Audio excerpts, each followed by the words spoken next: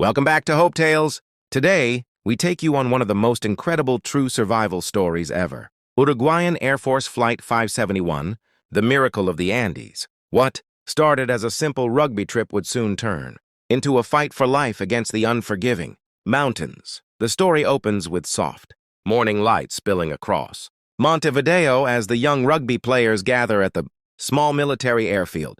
Their faces carry excitement, laughter, and the innocent confidence of youth preparing for a sports trip they waited for months. Some hug their parents. Others pose for photos beside the rugged Fairchild FH-227D. The aircraft, painted in military colors but carrying a team of dreamers, stands ready for takeoff. A gentle breeze moves across the runway. Mechanics perform routine checks while crew members load luggage. The air is filled with the hum of engines warming, blending with the lively energy of the passengers, who believe this journey will be nothing more than a long weekend of sports and fun. No one suspects that these final peaceful minutes will soon become part of one of the world's most unbelievable survival stories. The aircraft lifts off the runway, banking gracefully over the Uruguayan coastline. The players look out the windows, seeing the city shrink beneath them. The flight seems normal, calm, even joyful. The team settles in, some reading, some sleeping, others joking silently among themselves. Over the Andes, towering peaks rise like frozen guardians, their snow-covered summits shining under the afternoon sun. The Andes stand tall, beautiful, but unforgiving. The FH-227D continues toward Chile, the route passing directly over one of the harshest mountain ranges on Earth. Inside the cabin, the atmosphere is light. Passengers relax, unaware that weather reports ahead are shifting. Clouds gather slowly, creeping across the mountains like a thick white blanket. Small pockets of turbulence start to shake the aircraft. Nothing alarming, just enough for some passengers to glance around. The pilots navigate with focus as wind gusts strengthen. The aircraft vibrates gently, then slightly stronger, as it enters the first layer of thick cloud. Outside, the world disappears into sharp whiteness. Snow swirls around the fuselage. The players inside the aircraft do not realize they are now flying blind through narrow mountain corridors where precision is everything. Every mile becomes more dangerous. The turbulence increases. The aircraft sways. Luggage rattles. A thin tension begins to form inside the cabin. The weather worsens faster than expected. Clouds rise like walls, swallowing the sky and smothering visibility. The pilots rely on calculations, trying to estimate their position beyond the cloud cover. But the Andes are not a place where mistakes are forgiven. Minutes later, a sudden jolt rocks the aircraft. Then a brief clearing in the clouds reveals a terrifying sight. Jagged peaks rising much closer than expected. The aircraft appears lower than it should be. The passengers glimpse the mountains, realizing the plane is flying between icy ridges, not above them. The cockpit reacts instantly. The nose tilts upward. The engines strain. The aircraft tries to climb with all its remaining power. The plane manages to clear one massive peak by a narrow margin, then another. But the Andes are not flat. They rise suddenly, unpredictably. A towering ridge appears ahead. The aircraft attempts another steep climb, engines roaring at maximum thrust. Snow blasts against the windows. The fuselage shudders violently. The belly of the plane clips the ridge. A loud, brutal impact tears through the aircraft. The tail section rips away instantly, plunging into the blinding snow behind them. Several rows of seats are torn loose and vanish with the tail into the abyss. The remaining fuselage shakes uncontrollably as it tries to stay airborne. The loss of the tail destabilizes everything. The aircraft spins, its body tearing apart piece by piece. Snow-covered mountain peaks flash past the windows as the fuselage drops rapidly. Another piece of the wing is sliced off as the aircraft grinds against another ridge. Passengers cling to anything they can as gravity drags them downward. Finally, the nose of the aircraft points toward a steep snow slope. The fuselage, now just a hollow broken tube, crashes onto the snowy mountainside. It slides violently down the slope like a massive metal sled. Snow buries the windows as it scrapes across the mountainside for hundreds of meters. The metal screeches, bends, and groans under the force. When the fuselage finally comes to a stop, silence follows. A deadly, suffocating silence. Snow falls gently through the torn openings where the tail and wings once were. The frigid air rushes inside, instantly numbing everyone still alive. Broken seats lie scattered. Passengers are injured, confused, in shock. Some cannot move. Others try to help, but the freezing wind bites into their skin. The survivors slowly realize where they are, stranded in a frozen wasteland, surrounded by towering walls of snow-capped mountains. No trees, no signs of life, just an endless white desert of cold and silence. The sun begins to set behind the peaks, throwing long shadows across the wreckage. The air grows colder by the minute. Night begins to fall. The wounded groan softly while others search for any supplies that may have survived the crash. The fuselage becomes their only shelter against the deadly cold. They use pieces of metal to block the open tail section. Some wrap themselves in thin seat covers. Others huddle together for warmth. As darkness fully claims the Andes, the temperature drops far below freezing. The survivors sit quietly trembling, trying to process the unimaginable reality. The aircraft is destroyed. Help seems impossible, and they are trapped in one of the harshest environments on Earth. Above them, stars appear, distant and cold over an icy world that feels impossibly far from home. Part 1 ends with the survivors shivering inside the broken fuselage. Unaware that their fight for life has only just begun, the survivors wake to a world frozen in white. The wreckage of the aircraft lies twisted and broken, partially buried under snow, its metallic body reflecting the weak winter sunlight. The bitter cold bites through clothing, numbing hands and faces. Some are injured, motionless, their bodies stiff and bruised, while others stir, trembling, trying to assess the devastation around them. Panic is restrained, replaced by a heavy sense of disbelief and shock. They are alive, but the realization quickly sinks in. They are trapped in one of the most isolated places on Earth. Snow drifts over the fuselage, forming small mounds against the torn walls.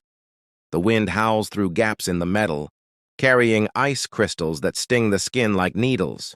The survivors cling to each other, instinctively seeking warmth. Eyes scan the horizon. The mountains loom like silent giants, indifferent to the small human lives struggling against them. There is no road, no shelter, no immediate help. Only white slopes and jagged peaks stretch endlessly. Inside the fuselage, a sense of order begins to emerge. The stronger survivors check on the injured. They use whatever they can find, seat cushions, torn fabric, bits of metal, to improvise first aid. Limbs are splinted. Wounds are wrapped in cloth. Some survivors assist those who cannot walk, dragging them gently toward the more stable sections of the fuselage. There is little conversation, only quiet murmurs and the soft groans of pain. Every movement is careful, calculated, as the cold threatens to sap strength and consciousness. Outside, the wind intensifies. Snow falls in sheets, reducing visibility to mere meters. Any attempt to leave the immediate wreckage is dangerous, potentially fatal. Yet instinct pushes some to look beyond the fuselage, to see if there is a safer spot or signs of a nearby valley. The landscape is merciless, steep ridges, hidden crevasses, and relentless snowfields. The survivors soon understand that the Andes will not forgive recklessness. The mountains are beautiful but deadly, a frozen trap for anyone unprepared. Time begins to stretch unnaturally. Hours pass. The sun barely rises over the peaks, and soon night approaches again. Temperatures plummet further, forcing the survivors to huddle even closer. The strongest and fittest share body heat with the weakest. Seat covers and clothing are layered to provide minimal insulation. Makeshift shelters are reinforced using metal panels from the fuselage, forming crude windbreaks. Every scrap of material becomes precious. Survival hinges on resourcefulness and unity. Food is scarce. Most luggage and supplies were lost in the crash or buried under snow. Only small remnant snacks, chocolate bars, a few bottles of water remain. The survivors ration what little they have, knowing that energy is crucial for the days ahead. The harsh reality is undeniable. Rescue may not come soon, if at all. The mountains have swallowed the aircraft completely from sight. Without outside help, survival will depend solely on human endurance, ingenuity, and determination. The first night is the hardest. Darkness brings a paralyzing stillness. The survivors listen to the wind, tearing through the fuselage, and the distant sounds of snow and ice shifting across the peaks. Sleep is intermittent, if at all possible. Some sit quietly, eyes fixed on the ceiling, fighting against the creeping sense of despair. Every breath produces visible clouds in the freezing air. Every movement is slow, careful, a battle against the cold that steals strength with each Passing second. As morning breaks, the survivors awaken to a startling silence. Snow has further engulfed the fuselage. The landscape outside is an unbroken sheet of white, stretching to the horizon. It is beautiful in a terrifying way. Every slope, every ridge is a reminder of the danger lurking around every corner. Some look out, searching for distant signs of civilization. Nothing. Only mountains, snow, and sky. The isolation is complete. Despite the grim reality, the survivors begin organizing. Roles are assigned with outspoken commands. Those who are stronger help the weaker. Those with minor injuries fetch small amounts of snow to melt for water. Others search the wreckage for any remaining supplies. Communication is limited but efficient. Survival instincts sharpen. Every small action matters, and everyone understands the stakes. The mountains have reduced human life to its bare essentials: warmth, water, and hope. The psychological strain is immense. Some are tempted to give up. They stare into the endless white and wonder if it will be their tomb. Others fight against despair with quiet determination, drawing courage from each other's presence. The survivors soon realize that mental resilience may be just as important as physical endurance. Fear, if left unchecked, could be as deadly as the freezing temperatures. Together, they create a fragile sense of community, a small beacon of hope in an otherwise merciless environment. One day, a small miracle, a weak glimmer of the sun briefly pierces the clouds, reflecting off the snow and casting golden light across the fuselage. The survivors see it as a symbol, a sign that life persists even here. Some venture to dig through the snow, uncovering additional remnants of supplies, including chocolate bars and a few canned items. Though meager, these finds restore a bit of hope and energy. Each small victory is celebrated silently, a psychological boost amid the relentless struggle. The survivors also begin to experiment with survival strategies. They learn to collect snow and melt it for drinking water using improvised containers. They use the fuselage to block wind and snow, and experiment with layering clothing and fabric for warmth. Injuries are treated with ingenuity, and morale is maintained through shared care and cooperation. Every day becomes a lesson in improvisation, every night a test of endurance. The mountains continue to assert their dominance. Avalanches rumble in distant valleys, serving as chilling reminders of nature's power. Snowfalls increase, and the temperature drops further. The survivors cling to each other for warmth and strength, forming an unspoken pact to survive together. Their humanity shines brightest in these moments, where compassion and resilience become their greatest weapons against the cold and isolation. As days turn into nights and nights into days, the survivors slowly come to terms with their reality. They are stranded but not defeated. They begin to plan, not with the certainty of rescue, but with the certainty that survival will require courage, ingenuity, and unwavering determination. They understand that the mountains are indifferent, but they also understand that life can persist even in the harshest of places. Days begin to blend into each other as the survivors adapt to the brutal rhythm of the Andes. The sun offers little warmth, and the nights are colder than any of them imagined possible. The fuselage, though broken and exposed, becomes their fragile sanctuary, a narrow metal tube fighting against the wrath of the mountains. Inside, the air is heavy with exhaustion, fear, and silent determination. Survival is no longer a moment-to-moment instinct. It is now a long battle of endurance. Food supplies shrink rapidly. The little chocolate, crumbs of snacks, and leftover items from the flight are rationed to the smallest possible portions. Each survivor receives almost nothing, a single bite a day. Hunger becomes a constant presence, clawing at their insides, weakening their bodies. The cold burns from the outside while hunger burns from within. Their faces thin, their strength fades, yet their will remains. They are alive because they refuse to surrender. Water is melted from snow every day. Survivors take turns collecting fresh snow in small containers and warming them with body heat inside their coats. Every sip matters. Every drop is precious. The process is slow and painful, but it keeps them alive. Snow is everywhere, but turning it into drinkable water is a daily struggle that costs effort and body heat they can barely afford to lose. Injuries begin to take their toll. Some survivors grow weaker, drifting in and out of consciousness. Others fight infections that spread silently in the freezing conditions. The group rallies around them, offering warmth, makeshift bandages, and any comfort they can provide. The fuselage becomes more than a shelter. It becomes a lifeline, holding together fragile hope.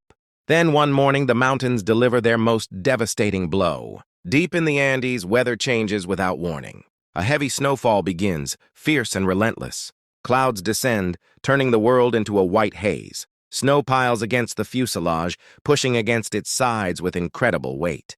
The survivors brace themselves against the cold. But the storm grows stronger by the hour, smothering the world in white. Inside, visibility fades. The openings in the fuselage whistle as wind blasts through them. Snow pours in, filling every crack and piling onto the survivors' improvised bedding. The cold becomes unbearable.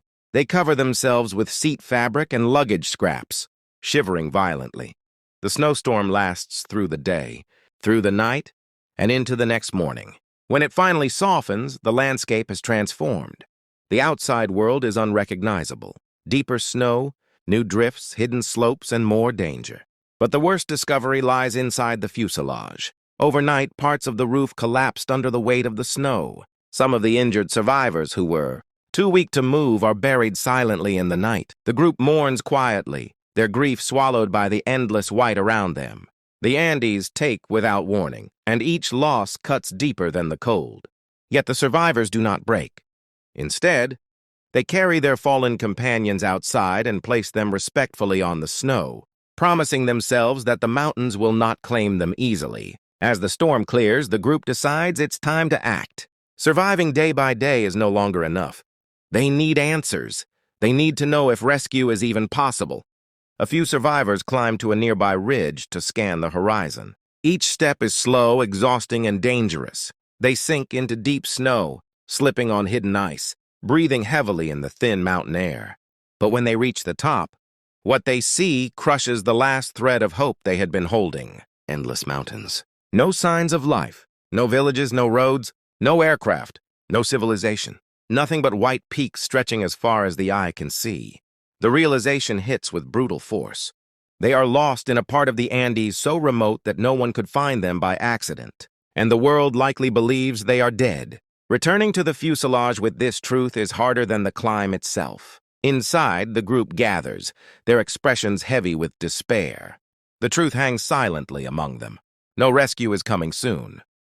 Days have passed, and even if search teams were once looking for them, they would have stopped by now. The crash site is invisible among the mountains. The storm erased every trace of their presence. But in the midst of this despair, something else emerges. Resolve. If the world cannot reach them, they must reach the world. The survivors begin discussing ways to escape the mountains. They examine the clothing they have, the terrain around them, and the distance to the nearest possible valley. They understand the dangers, avalanches, crevasses, freezing nights, and impossible slopes. Yet choosing to stay and slowly fade away is no longer an option. Small groups begin scouting further distances from the fuselage. They map the area using memory and sharp eyes. They climb ridges, study shadows on the mountains, identify safer slopes, and search for any path that leads downward. These scouting missions take immense energy, but they reveal something important, a possible direction toward a valley that might connect to civilization. Inside the fuselage, survivors begin preparing. They gather clothing, tie blankets into makeshift backpacks, and reshape pieces of metal into crude tools. Every action is quiet but determined. A plan is forming a dangerous journey, but their only chance. They choose life in the harshest way imaginable, a way no one would choose unless they were pushed to the very edge of existence. Their bodies tremble not from shame, but from the cold and desperation. The mountains have taken everything, and now they must fight using whatever remains. They are determined to live, even if the cost scars them forever. As preparations continue, storms come and go. Nights grow colder.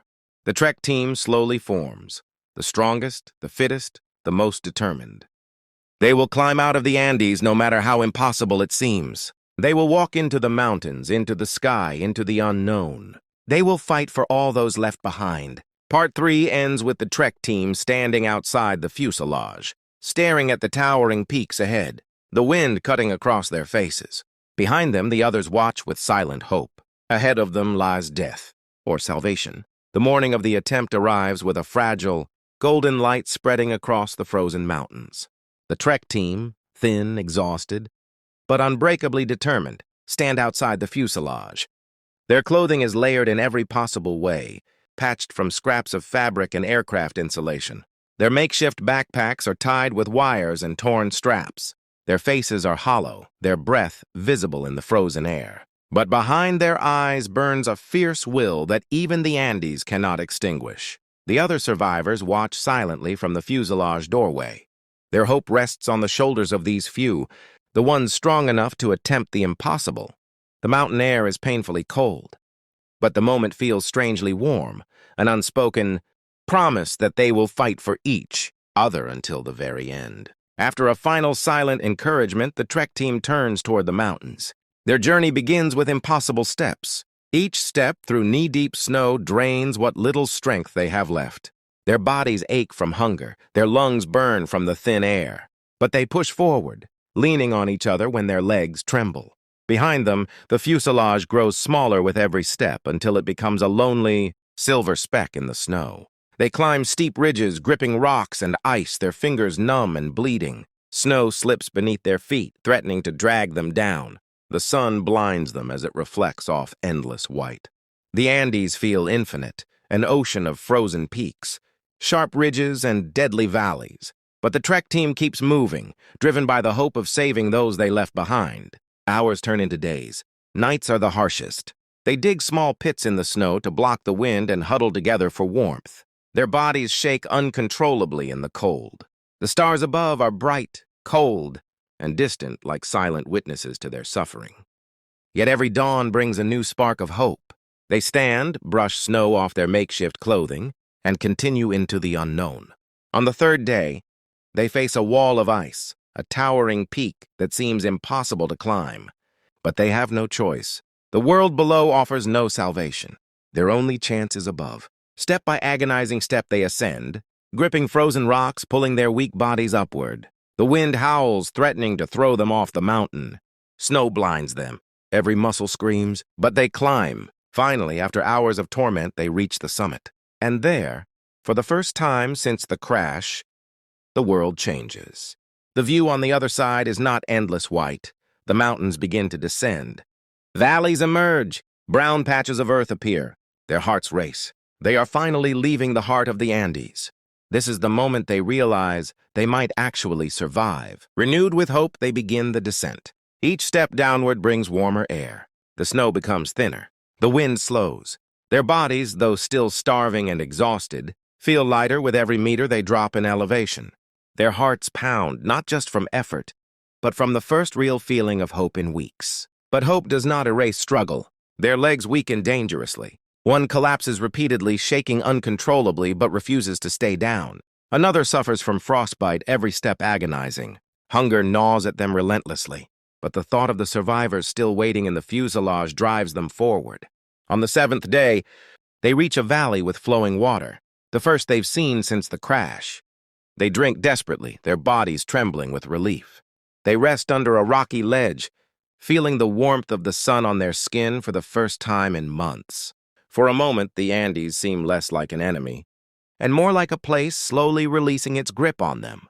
The next morning, the trek team continues, following the valley downward. Rocks replace snow, grass replaces ice. The world begins to look alive again. They move faster now, driven by the promise of life.